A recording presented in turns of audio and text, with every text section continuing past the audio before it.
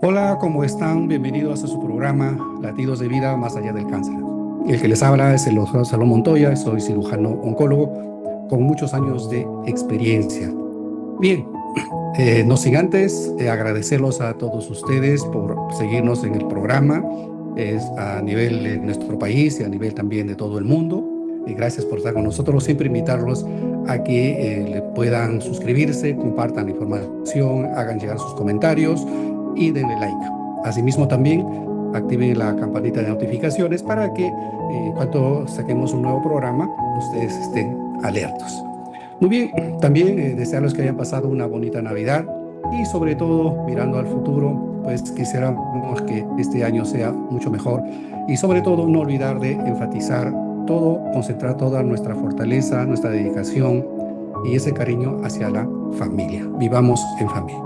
Muy bien, pues escuchando también siempre algunos pacientes, algunos familiares que piden más información sobre el tema del cáncer, pues el día de hoy hemos visto por conveniente ver el tema del linfomas. Eso es el tema de hoy, linfomas. En medio de la oscuridad siempre hay un espacio para la fuerza y la resiliencia. Muy bien, vamos al tema. ¿Qué son los linfomas? Los linfomas generalmente son conocidos por todos nosotros como el cáncer a los ganglios. Vamos a centrarnos cáncer a los ganglios. Muy bien, como siempre un poquito de estadística. A nivel mundial se diagnostican 553.389 nuevos casos al año, con una mortalidad de 250.679. Estos son los datos oficiales del año 2022. En nuestro país se han diagnosticado alrededor de 2.000 nuevos casos al año, con una mortalidad de 5.4%. Aproximadamente estamos hablando de 100 personas. Muy bien, también decirles que esto puede variar de región a región, es frecuente también en el África Central y es más frecuente también en varones. Muy bien, aumenta con la edad, como lo vamos a ir viendo en el desarrollo del programa. Así es. Vamos un poquito en el contexto, vamos a centrarnos en el contexto para poder entender la enfermedad. Bien, linfoma, cáncer a los ganglios. Muy bien, partimos de algo fundamental, la sangre. Muy bien, la sangre. La sangre como componentes tiene un componente líquido que es el plasma, donde vamos a encontrar agua, proteínas y sales. Y tiene otro componente, que son los componentes que están los glóbulos rojos, que son los eritrocitos, se les conoce, que transportan el oxígeno, y los glóbulos blancos. Los glóbulos blancos, también conocidos como leucocitos, y son aquellos que intervienen en las defensas del organismo, ¿no? Estos son aquellos que defienden de infecciones o en este caso también del cáncer. Asimismo, el otro componente son las plaquetas, que son las plaquetas, se le conoce también como los trombocitos. Son aquellas que se encargan de la coagulación de la sangre, junto con el plasma, por supuesto. Muy bien, ¿y dónde se forma la sangre? Pues la sangre se forma en la médula ósea, ¿no? ¿Dónde se encuentra la médula ósea? La médula ósea es un tejido blando, esponjoso, que básicamente se encuentra en los huesos largos. Hablamos de huesos largos, pues del fémur, del húmero, ¿no? El húmero, el fémur. Y asimismo también en los huesos planos, tanto como el esternón, las costillas y la pelvis. Muy bien, entonces en la médula ósea se encuentran las células madres, o sea, las células madres, que son estas células, digamos, donde se origina el componente hematopoyético, el componente de la sangre. Muy bien, entonces vamos descifrando. Glóbulos blancos o famosos leucocitos. Y dentro de ellos hay varios tipos, que son, por decir, los neutrófilos, los monocitos, los eosinófilos, los basófilos y obviamente los linfocitos. Todos ellos tienen una función determinada, que son los componentes o son los tipos de glóbulos blancos. Cada uno de ellos tiene una función determinada. Muy bien, pero básicamente todos en esta hacen como una especie de un ejército, que cada uno es un general, el otro es un sargento, el otro es un soldado y así van formando el sistema inmune o el sistema de defensas. ¿Correcto? Muy bien. Los linfocitos. Hablemos de los linfocitos. Los linfocitos, como ya lo dijimos, se forman en la médula ósea. Se va a dividir prácticamente en tres: los linfocitos B, los T y los NK. Los linfocitos B, al formarse en la médula ósea, maduran y luego van al torrente sanguíneo a hacer su función, o también a la linfa, ¿no? Al sistema linfático. Los linfocitos T, para madurar, migran hacia el timo. Y ustedes dirán, ¿dónde está el timo y qué es el timo? El timo es una glándula o un común ganglio que se encuentra en la parte del mediastino. Esto es en la parte del tórax, en la parte media del tórax. El timo se encuentra detrás del esternón, delante del corazón, entre los pulmones. Es una glándula que crece hasta la pubertad y luego de la pubertad empieza como que a reducirse su tamaño. Cuando hablemos en algún momento sobre tumores del mediastino, que estamos preparando el tema, vamos a hablar también del timo, así que los invito para los próximos capítulos. Muy bien, entonces, este linfocito T migra hacia el timo, madura y luego empieza a hacer su función, también que es la defensa. Y los linfocitos TNK se les conoce como los killer. Los linfocitos killer son aquellos que actúan mucho más rápido en el mecanismo de defensa, por tal motivo se replican rápido y viven corto tiempo. A propósito, cuánto tiempo vive un linfocito? Un linfocito puede vivir días, semanas, meses, incluso hasta 30 años realizando su función. Muy bien, entonces, función de defensa. Los linfocitos son aquellos que van a producir el cáncer, los linfomas, en los ganglios o en también otros órganos, como vamos a ir desarrollando posteriormente. Muy bien. ¿Y qué sucede con esto? ¿Qué sucede? ¿Qué es lo que pasa? ¿Por qué se desarrolla el cáncer? Porque obviamente por factores que lo vamos a ir viendo, digamos, se lesiona, ¿no? O se altera el ADN del linfocito, ¿no? Sufre una lesión, ¿no? Por tal motivo los linfocitos se van a multiplicar indiscriminadamente y van a crecer, ¿no? Se multiplican y crecen. Por tal motivo, ¿no? Se va a alterar su función. Crecen en forma indiscriminada, formando los tumores y al mismo tiempo también alteran su función. Y van a saber que la sangre van a alterar su función de qué manera. Por decir, van a desplazar a las células que son buenas, las van a desplazar, van a hacer que haya menos cantidad de células sanas, por tal motivo van a favorecer a infecciones. Asimismo, también al producir de forma alterada, van a disminuir la producción de los otros factores. Por tal motivo, puede haber alteraciones en la coagulación, cuando hablamos de las plaquetas, o alteraciones a nivel de la hemoglobina, cuando hablamos de los glóbulos rojos. Entonces, aumenta y vive más tiempo. Nos quedamos ahí. Bien, entonces, ¿cuál es el mecanismo como actúan como las defensas? En primer lugar, ellos reconocen un agente extraño, reconocen que algo viene de afuera, ¿no? Por decir, cuando uno se pincha, por decir un ejemplo, ¿no? Reconoce que hay un agente externo, que eso se llama el antígeno. O sea, viene una bacteria, un virus, un parásito, una noxa cualquiera, un producto químico, etcétera, etcétera. Viene y ellos actúan, cada quien actúa. Y dentro de ellos hay unos que actúan más rápidamente, otros que demoran, y queda en ellos la memoria. O sea, hace tiempo hubo esta infección, hubo este virus, pues ahora he desarrollado este mecanismo inmune de defensa. Es lo que tiene la propiedad de las vacunas, ¿no? Se vacunan para que en algún momento tengas contacto y ya estás protegido. Algo así. Entonces, de esto se encargan los glóbulos blancos o los linfocitos en este caso. Entonces, reconocen al antígeno, reconocen al agresor. ¿Qué hacen?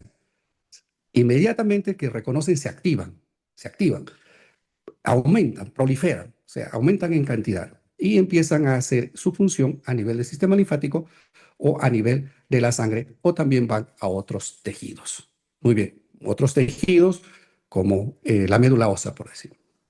Decirles que el cáncer o los linfomas pueden ser prioritariamente en los ganglios linfáticos, pero incluyen los ganglios superficiales, los ganglios profundos Y también puede ir al vaso, que está al lado izquierdo, al lado del, terminando el páncreas, al lado del estómago, hacia la pared torácica. Puede ir al timo, que está en la parte media, y a la médula, como decía, médula ósea, como decía previamente. Y también puede ir a otros órganos, tanto del sistema nervioso central como el cerebro, o al tracto digestivo o gastrointestinal, ¿no? Entonces hablamos, por decir, de linfomas a nivel de esos órganos. Bien, un poquito más allá. Los linfomas se clasifican, básicamente hay una clasificación que luego lo voy a decir, pero en forma sucinta, los linfomas no Hodgkin y los linfomas, o linfomas Hodgkin, los linfomas no Hodgkin, para ir en ese orden. Estos dos tipos son los responsables más o menos del 80 al 85% de los linfomas. ¿Por qué es importante la clasificación? Porque establece un tipo especial de tratamiento y un tipo especial de pronóstico. ¿Cuál es la diferencia? ¿Por qué el linfoma no Hodgkin y el linfoma Hodgkin? O al revés, para ordenarnos.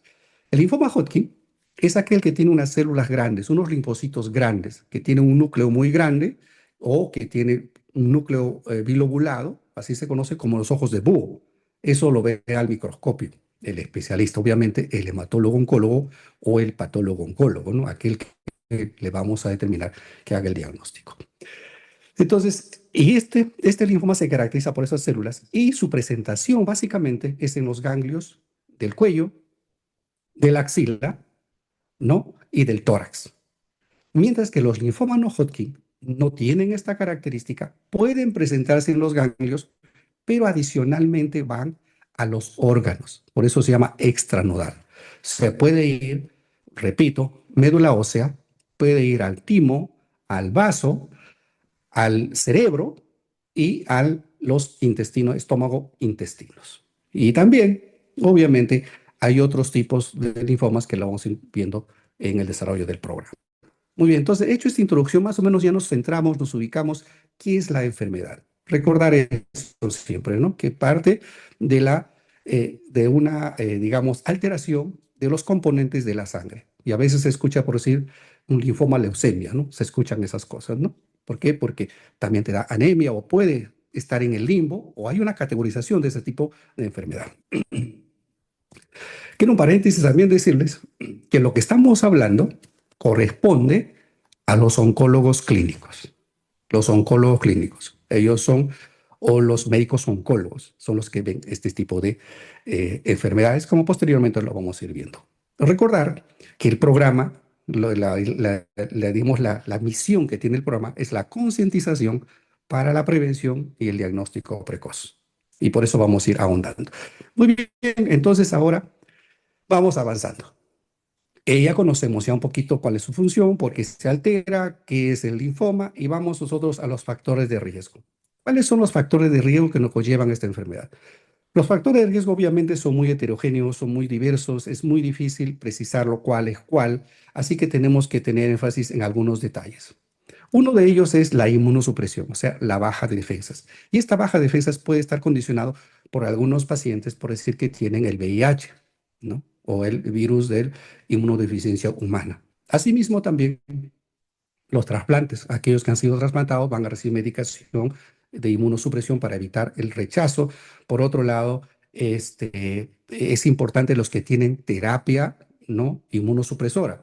Y eso está en relación a algunas enfermedades que son las enfermedades propias del colágeno o unas enfermedades, por decir, inmunológicas, se le conoce como la artritis reumatoide, el lupus eritematoso sistémico, etcétera, etcétera, ¿no? Asimismo, algunos virus oncogénicos. Y de estos virus oncogénicos hay uno en particular que se llama el virus del Epstein-Barr. Esto parece un nombre medio rarito, pero esto está asociado a los linfomas. ¿Qué es este virus del Epstein-Barr? Esto es la familia de los herpes virus. Y énfasis en este detalle. Este virus es el que causa una enfermedad que se le conoce como la mononucleosis aguda infecciosa. Mononucleosis infecciosa. Es una enfermedad que debuta con ganglios en el cuello. ¿Por qué es importante? Que recuerdo desde la época universitaria. Esto se decía es la enfermedad del beso, ¿no? La enfermedad del beso, porque se transmite con la saliva o por los utensilios. Esta enfermedad, que es la mononucleosis infecciosa, produce alteración en los ganglios, irritación en la garganta, fatiga, y tos. ¿Mm? Entonces, tenemos que centrarnos en ese tema. La mononucleosis infecciosa el virus puede estar en forma permanente, digamos, puede haber personas portadoras por años y no debuta la enfermedad. Y tenerlo presente eso. El hablar de ganglios es hablar de muchas cosas, hablar de muchas enfermedades. Hay que diferenciar también, y a propósito, paréntesis, también se presenta por sí la tuberculosis, ¿no? La tuberculosis ganglionar, extrapulmonar también da esos ganglios. Pero eso lo vamos a dejar para el final, quizás como diagnóstico diferencial. Otro detalle son los trastornos autoinmunes que están relacionados a, digamos, a historia familiar o a otros tipos de leucemia, de linfomas, perdón, porque esto van clasificándose en los tipos y subtipos que lo vamos a ver después. Asimismo, la exposición ocupacional, ¿no? Está asociado a herbicidas, a solventes, a pesticidas, como todos los cánceres. La edad, lo dije al inicio, la edad es más frecuente en las personas mayores y en varones. No sin antes decirles también que hay linfomas en niños. En niños se llama el linfoma de Burkitt. El linfoma de Burkitt es muy agresivo, también debuta con esa presentación de ganglios, ¿no? Y básicamente se presenta en el cabeza y cuello, en el tórax y en el abdomen. Eso es más o menos digamos, la diseminación o la presentación, y está asociado también a este virus que hablamos previamente del Epstein-Barr, que es el causante de la mononucleosis infecciosa. Recordad ese detalle. Factor de riesgo, historia familiar. Como en todos los cánceres, si hay un familiar con cáncer, pues podría haber, ¿no? Esta enfermedad hasta la tercera generación. ¿Qué hacer para prevenirlos? Yendo ya a la otra parte, ¿qué hacer para prevenir? Si tenemos los factores de riesgo, tenemos que actuar sobre ellos. Y obviamente, en general, si hay historia familiar, ¿no? Ya tenemos que hacer los exámenes previos. Si es que esta persona recibe inmunosupresores por VIH, por trasplante o por otras enfermedades, es un riesgo que tenemos que tenerlo presente para, digamos, hacer un examen adicional o los exámenes que correspondan. Evitar también la exposición a estos carcinogénicos, que son pues, los pesticidas, solventes, etcétera, lo que estamos diciendo. Y obviamente como factor, digamos, preventivo es programas de salud, programas de comunicación, de educación, de despistaje va a ser poco porque se necesitan muchos recursos, pero por lo menos un programa de educación, un programa ilustrando de lo que es la enfermedad. Yo entiendo que en este tema de educación es un poquito tedioso porque no podemos llegar, no captamos, pero también entiendo que como que hay una coparticipación. O sea, los programas de salud no funcionan porque nosotros tampoco nos preocupamos en nuestra salud. Y si desconocemos el tema, con más razón. Entonces, yo pienso que ahora que estamos tocando este tema, muchas personas que es por primera vez están escuchando que existe un cáncer a los ganglios. Estoy convencido de eso, ¿no? Porque mayormente se aducen a otras cosas. Y ojo, una forma de prevenir ya es una cosa de la experiencia, también es ir a las personas, a los profesionales adecuados. Hay un caso que, por decir, de un muchacho, mi paisano, iba a ser operado de una tumoración en la región inguinal, que es la raíz de la pierna, como siempre decimos, y había otros más chiquititos. Y bueno, con la experiencia que nos consultaron, pues dije, no, ya estaba programada una cirugía. Le hicimos que no se opere, que solamente vamos a una biopsia. Le hicimos la biopsia y salió un linfoma. Y como vamos a ver el tratamiento del linfoma, es quimioterapia. Lo vamos a ver, que voy adelantando. Entonces, ¿qué hubiese pasado si se operaba el tumor principal? Hubiésemos, digamos, postergado un diagnóstico adecuado y la enfermedad hubiese avanzado. Entonces, como ustedes saben que en el cáncer, cuanto más avanza la enfermedad, el pronóstico es más desfavorable. Muy bien. Signos y síntomas, para no cansarlos. Signos y síntomas. En primer lugar, son la aparición de los ganglios, pues. Son inespecíficos, pero aparecen los ganglios. Esos ganglios indoloros que permanecen ahí en el cuello, en la axila o en la ingle, esos son los que más llaman la atención. Asimismo, puede aparecer fiebre, ¿no? Puede aparecer fiebre, por supuesto, que no se explica el por qué. Nosotros lo conocemos, lo decimos como fiebre en origen desconocido, hasta que no tengamos un diagnóstico. Una sudoración profusa, sobre todo en la espalda, en las noches. Esto es similar a lo de la tuberculosis también, que hay ese tipo de cosas. Una pérdida de peso, ¿no? Hay pérdida de peso. Asimismo también puede haber una fatiga, pero la fatiga está en relación a que a veces los ganglios, dependiendo de la localización, pueden convertir alguna vía respiratoria, pero sobre todo porque pueden llevar a la anemia. Algunos síntomas extranodales o extraganglionares van a depender del órgano afectado. Por decir un ejemplo, ¿no? Si hay un vaso grande, va a producir dolor. Si hay líquido en la barriga, va a producir molestias. Si hay un linfoma de estómago, puede producir sangrado, obstrucción, tanto como los intestinos. Si hay también he visto linfomas ginecológicos, linfoma coyuterino, por decir. Entonces va a producir sangrado, ¿no? Asimismo, si hay una presentación en el cerebro, ¿qué puede producir? Convulsiones, dolor de cabeza, náuseas o disminución de la fuerza. Todo va a depender, en el sistema nervioso sí va a depender de dónde esté localizado el tumor, ¿no? Y a propósito, ya que estamos en eso, los invito a revisar. Hay un video donde hablo de los cánceres a nivel del cerebro, cáncer de cerebro, que es muy interesante también. Bien, estudios diagnósticos. ¿Cómo diagnosticamos a un linfoma? En primer lugar, requisito elemental es la historia clínica. La historia clínica y el examen físico. Siempre recordar que cuando hacemos un estudio diagnóstico o un estudio de despistaje, perdón, a los colegas, hay que, hay que evaluar todo. No se trata solamente de ir a lo más frecuente, que es mama, cuello uterino en mujeres, o próstata, estómago, pulmón, colon en varones. No, sino que tenemos que examinar por completo. Porque si estamos viendo a aquellos que nos están siguiendo en todos los episodios de los programas, también vamos a ver que hay lesiones en piel que pasan desapercibidos, como los melanomas que lo tocamos en el capítulo anterior. Entonces hay que ver todo, hay que evaluar todo. Mi maestro decía, la enfermedad no está, la enfermedad está bajo la sábana, decía. Al pasar visita teníamos que evaluar a un paciente. Entonces, la historia clínica es fundamental. En esto, por decir, la historia, la evaluación virtual no ayuda, pues. Tiene que ser un presencial clínico, ¿no? Paga la redundancia. Si tenemos un ganglio, hacerle una biopsia. Las biopsias pueden ser múltiples, puede ser con una agujita o puede ser con, digamos, un fragmento del tejido mediante cirugía, ¿no? Biopsia incisional se llama eso, porque acá necesitamos material, ¿no? Adicionalmente, como siempre, como hemos hablado que esto se origina en la sangre, pues tenemos que hacer los exámenes correspondientes de sangre, el hemograma. Adicionalmente, ver cómo está el riñón, cómo funciona el riñón, cómo funciona el hígado, ¿no? Algunos marcadores y las proteínas, ¿no? ¿Por qué? Porque vamos a ver que cuando sea tratamiento de quimioterapia tenemos que ver cómo está el riñón, cómo está el hígado, es elemental. Y sobre todo, obviamente, el hemograma para ver cómo están pues, las plaquetas, cómo está la hemoglobina, etcétera, etcétera, porque de eso va a depender todo el soporte hematológico que le podemos dar en el tratamiento. ¿Nos sirve para diagnóstico? Por supuesto que sí. Si nos hemos hablado que la base fundamental o el origen prácticamente de los linfocitos es la médula, hay que estudiar la médula. Entonces, para eso se hace una biopsia de médula ósea o una biopsia de hueso también. Sobre todo el aspirado medular, el LAMO que se le conoce, ¿no? Se aspira aspirado de médula ósea. Se toma una muestra y va a estudio de laboratorio.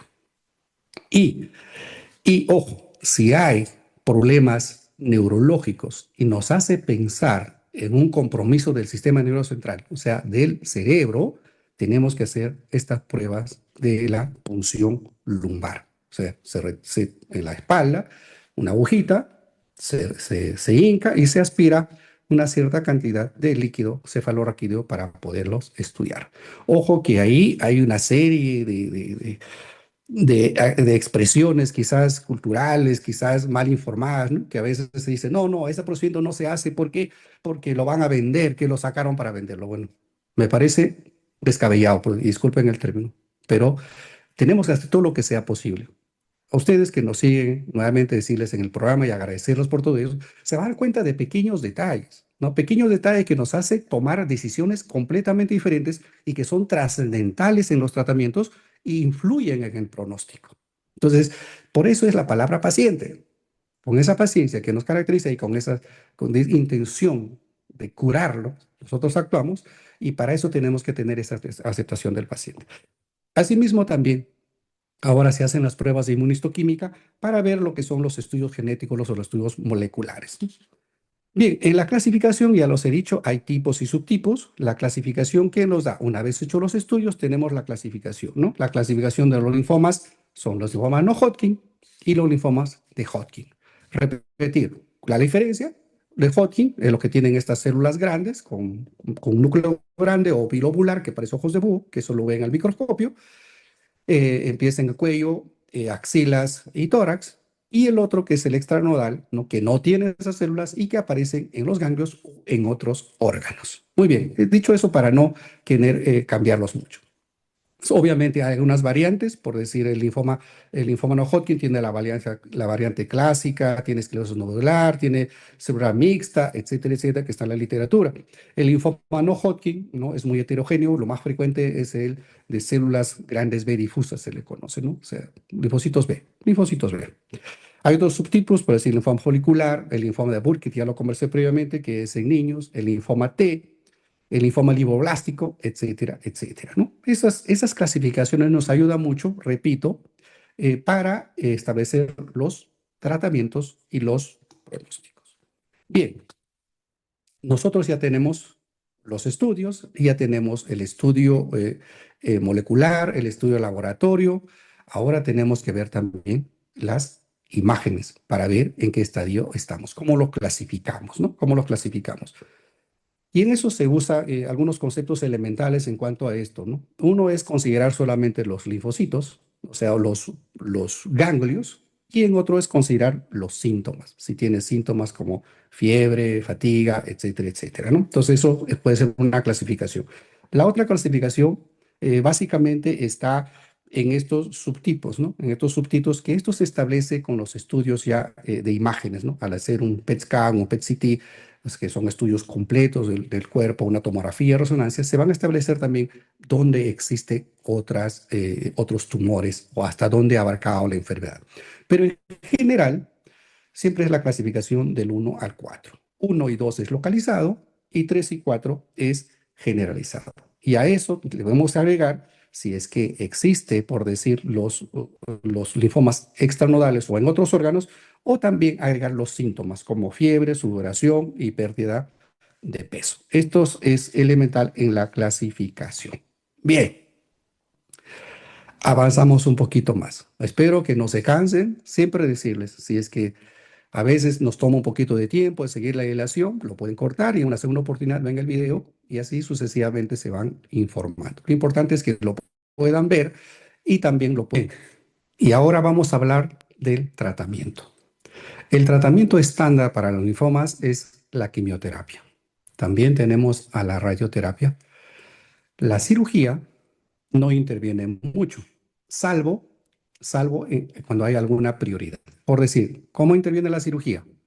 Para hacer las biopsias, para tener el estudio, o también para realizar, por decir, algunas cirugías como para aliviar los síntomas. Por decir, cuando hay un vaso muy grande, se puede retirar el vaso. Cuando hay líquido en la cavidad abdominal, para retirar ese líquido.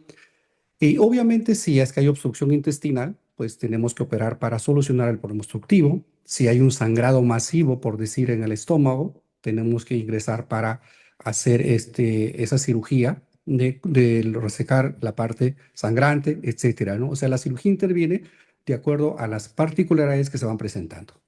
Pero vamos a la clave, la quimioterapia. Muchos de los linfomas, o casi todos, se curan con la quimioterapia, como vamos a ver en el pronóstico, pero va a depender obviamente eh, este, mm, de los estadios clínicos, ¿no? En momento del diagnóstico. Bien, la quimioterapia clásica es el CHOP, así se le conoce, ¿no? El CHOP, que es la ciclofosfamida, doxorubicina, vincristina y prednisona. También se ha agregado ahora la inmunoterapia, que es básicamente el rituximab, ¿no? Entonces, son estos nombrecitos medio raros, pero que establecen, digamos, ya el esquema normal del tratamiento del linfoma. Adicionalmente a eso, pues podemos contar la inmunoterapia dirigida, ¿no? Pero vámonos a centrarnos un poquito en la quimioterapia. La quimioterapia como tal, hay todo un proceso. Esta asociación de medicamentos se le va a dar en el tiempo. Se le conoce como línea de quimioterapia. Y cada vez que se la administra se le conoce como ciclo o como curso.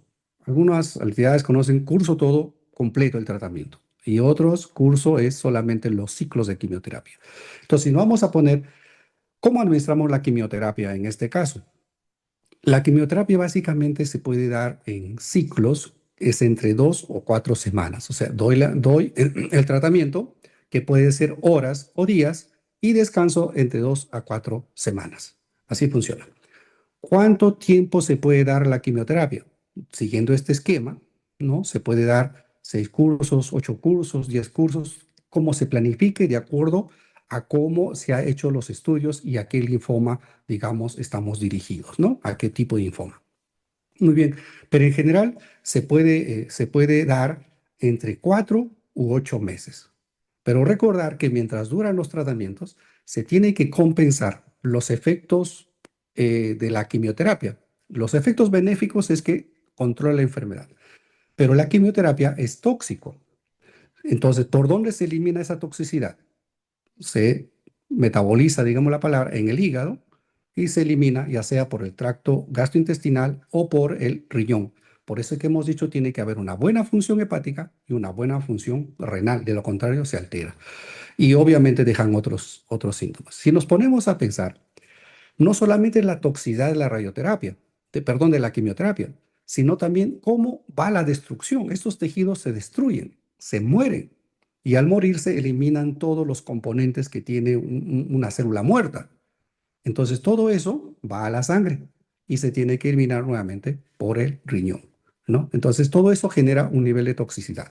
Entonces en el manejo tenemos que compensar tanto el efecto que hace sobre la enfermedad. En algunos pacientes se llama lisis tumoral, todo esto se destruye y va a la sangre y genera toxicidad. Por otro lado, los efectos propios de la quimioterapia, porque no solamente va a destruir la célula tumoral, sino también va a destruir las células propias, sanas y maduras del organismo. En este caso, ustedes han escuchado que se destruyen los componentes de la sangre. Si estamos atacando los linfocitos, pues se van a destruir también los componentes inmaduros de la sangre. Por eso es que bajan las defensas, por eso es que hay anemia, por eso es que bajan las plaquetas, etcétera, etcétera. Entonces, todo ese manejo es en simultáneo. Por eso es que es altamente especializado en una institución donde tengamos todos los recursos para poder atender a esas urgencias o emergencias. Por eso es que los linfomas son caracterizados al momento del diagnóstico como urgencias y el manejo es especializado. Muy bien, entonces vamos avanzando con eso, vamos compensando, vamos viendo síntomas, vamos hidratando, vamos poniendo antibióticos para evitar, o si se presentan las infecciones, son mucho más severas que una persona normal. ¿Por qué? Porque las defensas están bajas. Eso se llama neutropenia y hay su clasificación de la neutropenia, ¿no es cierto? Entonces, todo eso tiene que ser tratado adecuadamente, compensación adecuada. Y conforme pase el tiempo, vamos evaluando con los exámenes, con este caso se llama la tomografía por emisión de positrones, puede ser resonancia, puede ser PET-CT, puede ser PET-CT, etcétera, etcétera, resonancia magnética, tomografía, se va evaluando la respuesta a los tratamientos. O sea, en otras palabras, evalúo cómo ha ido el tamaño de las lesiones. Si ese ganglio tenía 3 centímetros, cómo está ahora, si existe o ya no existe. Y si hay un ganglio todavía, tengo que ver si hay enfermedad activa o no hay enfermedad activa. Y todo eso vamos valorando. ¿Para qué nos sirve esta valoración en el tiempo? Para ver la respuesta al tratamiento y cambiar alternativas de tratamiento. De repente, empezar a usar nuevos protocolos de quimioterapia, se llama línea de quimioterapia, cambiar los medicamentos, en otras palabras, o también ver la posibilidad, si es que está localizado, si la enfermedad se ha localizado, darle radioterapia local. Hay que entender que la quimioterapia son medicamentos que van a la vena y que van a todo el cuerpo. Se llama terapia sistémica. Mientras que la radioterapia es regional, local.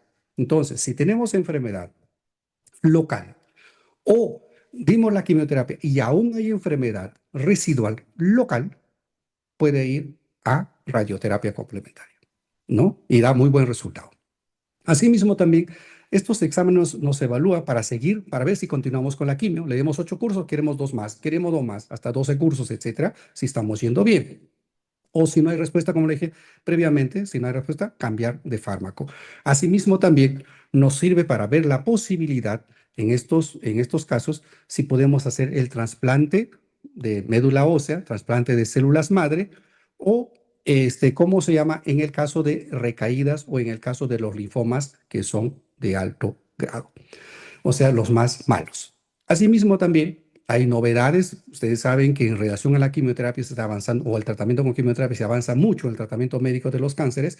Entonces, también hay terapias celulares. Por eso decía al inicio que es importante el estudio molecular, genético molecular. Entonces, está la terapia celular, está la inmunoterapia moderna, la medicina personalizada con esos pequeños detalles que estamos siempre ilustrando, ¿no? Asimismo, también es importante que entender que el tratamiento para los linfomas es multidisciplinario. Intervienen prácticamente todos los especialistas dependiendo de cómo ha ido la extensión y cómo está yendo en relación al tratamiento de la enfermedad. Muy bien. ¿Por qué es importante todo esto? Repito, conocimiento, educación, entender que hay una enfermedad, los cáncer a los ganglios, como se le conoce habitualmente, y llegar a un diagnóstico.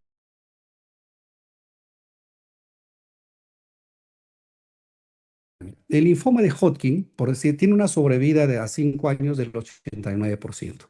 Y el linfoma no Hodgkin tiene una sobrevida a 5 años del 74%. O sea, hay una buena respuesta. Asimismo, también les decía, ¿no? Los linfomas de células grandes B difusas, que es una característica de los linfomas no Hodgkin, ¿no? Cuando está localizado, 73%. Cuando está avanzado, 57%.